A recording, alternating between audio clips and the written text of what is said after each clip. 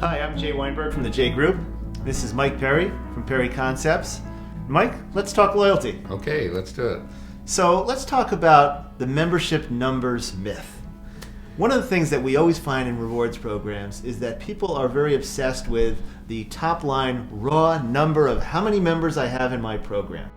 And while that's an important metric, I think that it's not nearly the most important metric. A lot of times that includes just everybody who's ever signed up for your program, whether they're active in it or not. Don't you find the same thing? Oh yeah, I definitely do. So the companies like to scream how many members. We have 15 million members. But when you really dig into it and you ask some key questions like how many can you communicate with, things start to drop a little bit. And that's one of the key components of a size of a membership is how many members we can actually talk to, either through direct mail or email. Do we have a valid email address? Do we have a valid mobile cell phone number? And what are those numbers? Those are important. Right. The other ones that you and I have talked about is how many are really active members. Right. And that's definition that's kind of different between industries, among industries, depending on how often your purchase pattern is, right? That's correct. Yeah. So I've kind of used a rule of thumb that if they haven't made a purchase or a customer hasn't been active in the brand in the last 12 months, we're going to have to look at them differently. Not necessarily inactive, but not active.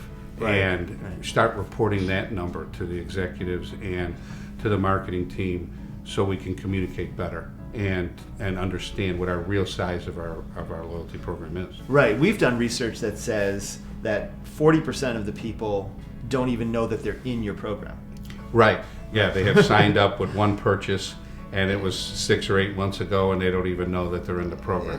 Most of them don't even remember that they've signed up. Right, And it's exactly. important to know that when you're Right. reporting these kinds of metrics. And I've always felt that more financial and behavioral metrics were important. So we want to know, for instance, what percentage of your total purchases are being done by the rewards program members, and how is that tracking? As well, if you can follow the patterns of each person or each cohort or group of people, Right. and understand how has their purchase behavior changed over time.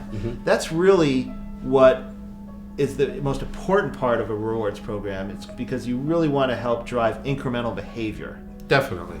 So I think you have a program metrics that say, hey, here are the high-level program metrics. We have this many members, this how many active members we have, this is who we can communicate with. And then next to that, a very easy graph that says, this is our best customer.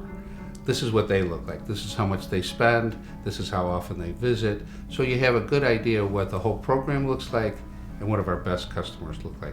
Those are the key metrics of a program. I totally agree. Now, of course, size does matter to an organization. Oh, definitely. And the more people that you have could generate more sales, more people but it's important that you have to be able to communicate to those people and maintain them active in the program. Right.